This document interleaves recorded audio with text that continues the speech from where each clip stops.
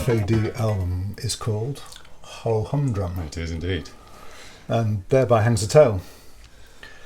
Now, this originally was another track of Steve's called Last Orders. Actually inspired by... drinking beer. No. You might think so, yes, but no, it's actually to do with... what was his name? The Speaker of the House of Commons. The guy... The little fella. Yeah. Who left in a bit of a sort of... yeah, apparently it was a really obnoxious little toad. But so that's where the name came from. Because originally I was going to use the sample of him going, order, order. I think you did, didn't you? On the original. Yeah. And then ditched it very sensibly. Yes, indeed. You don't want John Burkow? John Burkow, that's right. That's the guy. That's the guy. A funk track. It's a very, very good funk I've track. never done a funk track before in my life. So it was a real eye-opener for me personally. And playing along on guitar to a funk track, I mean, I don't know how to play funk guitar. It's not that difficult. You can do it, but it is a bit different from what I've done before. Let's put it that way. Great fun. Good. Great fun, and a great track. What was your inspiration for the track in the first place? I was actually... Don't say drinking beer. No. I was chatting on the phone to someone, and I often just sit at the piano just jamming away absent-mindedly, and suddenly out of the blue those chords just appeared as I was playing, and I had to put the phone down and go, oh, sorry, but this is too good. I'm going to have to write this down. Yeah, absolutely. When the muse hits, you have to listen. So it was quite a long track originally. I mean, this is the longest track on the album. It's does it span 10 minutes? I'm not sure. Nearly, yeah, I think it nearly goes. Nearly 10 minutes. Yeah. It's multifaceted and multi-compartmentalized. This particular track. A triptych of a track. Whatever you said. What musically happened in your head? Too much, probably. Well, in terms of expanding the track. Why was that a funk track? Because it's just how the way I played the chords. You know, it just screamed funk. It wasn't going to be anything else. It's just three chords, isn't it? Really? Amazingly enough. Yeah.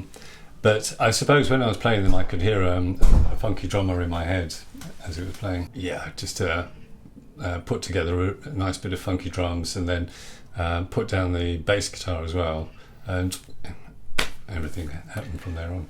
I always think of funk as kind of very brass-oriented.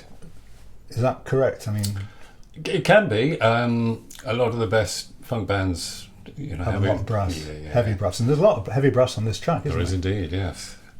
In fact, quite a lot of our tracks have got brass. They have, yes. We've gone brassy. It's very brassy, even though we don't have a brass player. I know. Yeah. But then once we got it finished, I remember John said, well, where can we take it now? And I said, well, it's got to rock out. And so we actually created the end section then. But then it was a little bit too much, wasn't it? You came up with the idea to break it up. I can't remember where the idea came from. No, I don't know. I think it's because my missus, Petra, she does this meditation thing, which is really good. And I thought we should have a bit of kind of a meditation voice, that very calming voice that meditation people use. And I thought we could divide the end bit, which is very harsh and rocking out, as Steve said, from the funk bit. It's kind of a three levels. You got a funk bit, and then you have a kind of meditation gentle bit with lapping waves and things like that, and then it gets really heavy towards the end. It does, yes. And then when you put down the vocal at the end, there was a lot of shouting going on. There was an awful lot of shouting going on. I mean, the vocal is interesting actually, because you suggested the scansion to me. Steve said it should go like this. And I thought, okay, well, I can write something to that. So I wrote interestingly, it's more of a poem than it is lyrics. I know lyrics and poetry is a similar thing, but this is more of a poem than obvious lyrics which are written for a song. And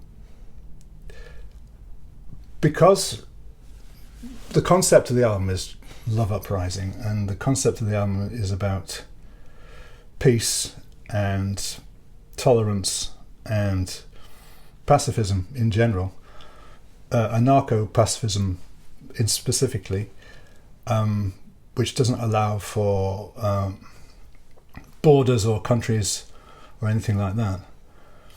So that's what I was trying to get across in the poem, and the absolute need for peace, peace at all costs, peace at any price. That's what the poem's about, and that's what the track became about, actually. And then it kind of flowed together better because it flowed into this meditation thing. And the end bit is just anger and distress at people who the warmongers in this world who seem to be on top at the moment, who seem to be in the ascendancy. And so the track is in itself is an answer to that, I think. Yes. So the end bit is we got some really heavy drums. We did, and then you went on this shouty rant, which we recorded. That's right, yeah. And then I remember at the end of it turning to John and saying, "I wonder what the neighbours thought of that." We soon found out, didn't we? Yeah. Knock on the door. It was the police. We've had a complaint from one of your neighbours. They think there's something's going down really badly here. We need to check it out. So we brought them up with police. By the way, at this juncture, big shout out to the North London Met Police.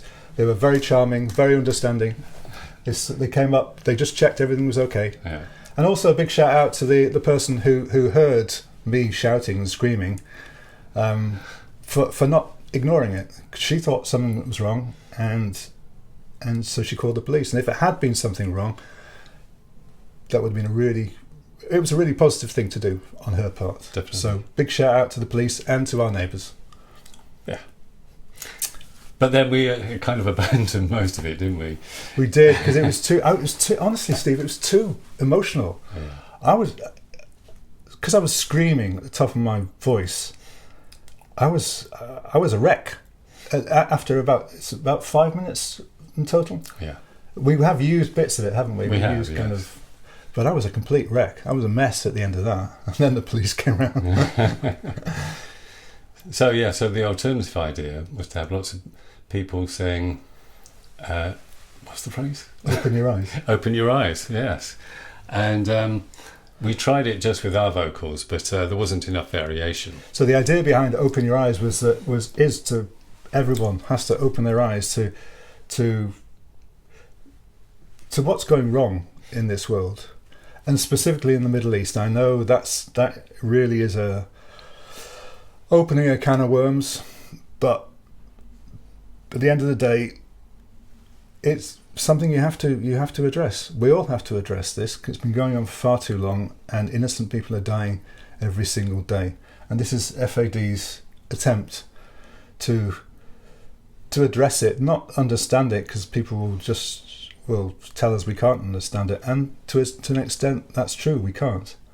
And we sit here in our lovely little North London studio, but everyone should feel the shame of the targeting of innocent lives, especially children. I think that if everyone can agree, if there's one group of people in this world that is innocent, it is the children. And if you are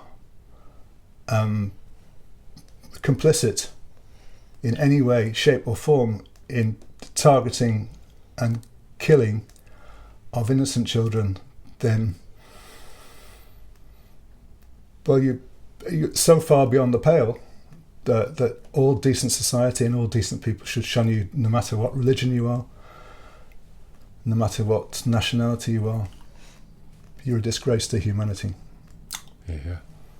And that's what we did. So the children aspect was important because Steve teaches lots of children, don't you, Steve? I do indeed. And so I had the idea, why not get them all to say, open your eyes? And most of them were actually game. I was quite surprised.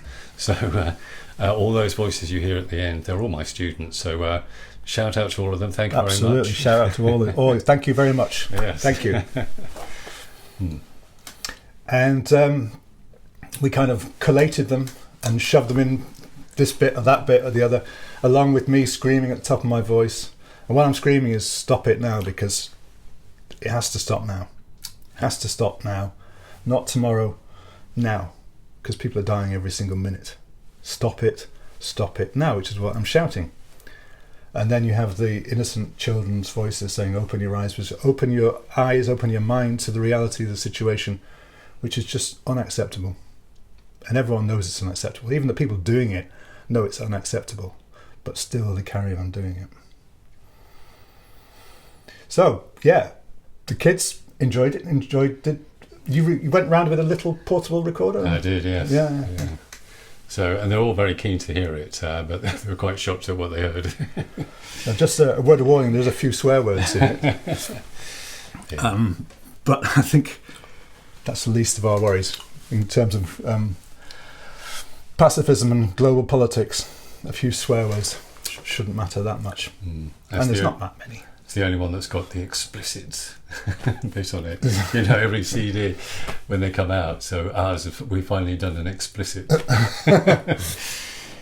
You did a version of it, which when you blanked out all the swear words, didn't you? Oh, did I? You did, because I was listening to it and I think, but this doesn't sound like my voice. Oh, yes. Moved all the swear words, just in case somebody needed it with all the swear words blanked out. That's right, yes.